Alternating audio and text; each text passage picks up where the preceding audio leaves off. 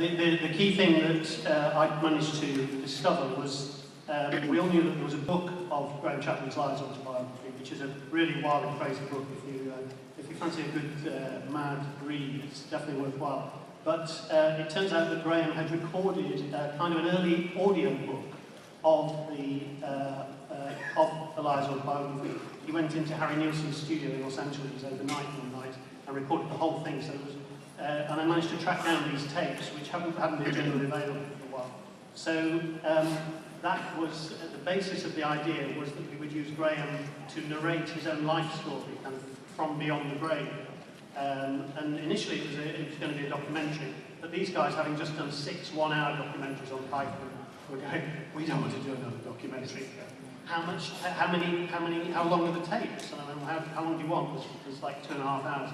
So we realised that we could use the audio recordings that Graham had done as the basis for the film, to enable us not only to have him narrate the film, but also the way he writes the book. He writes it like a lot of sections are like a script with scenes, and the way he writes, we use that audio as the basis of scene, and we took out his voice from the other. He plays himself, but then we brought in the other members of Monty Python to come in and play opposite Graham, as it were.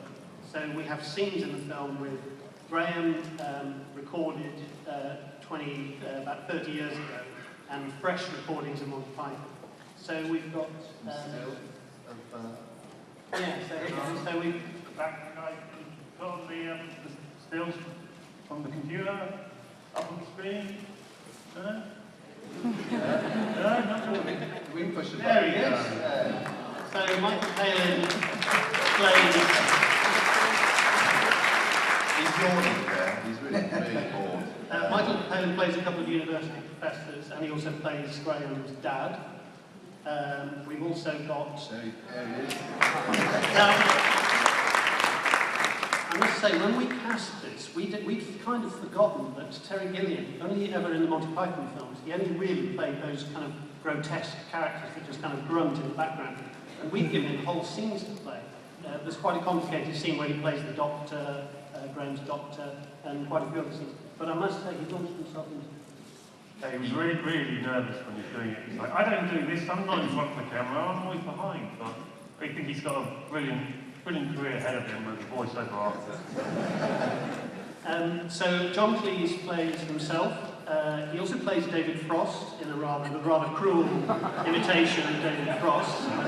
Especially as there are some scenes between Graham, John, and David Frost himself. And Cleese had to play a couple of characters there. Bill's dad, Terry, plays Graham's mum.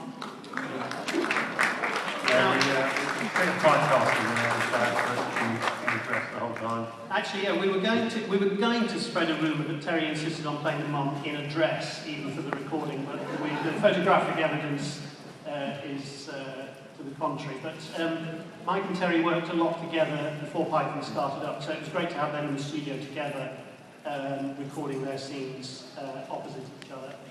Terry Jones also does a good turn in kind of mad professor types.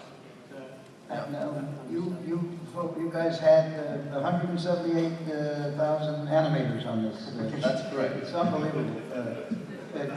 Is there some way you can show some of the animations? Let's have a look at some of these. Talk about them a bit? Yeah. We brought some stills. So we ended up using, I think it was 17 different styles.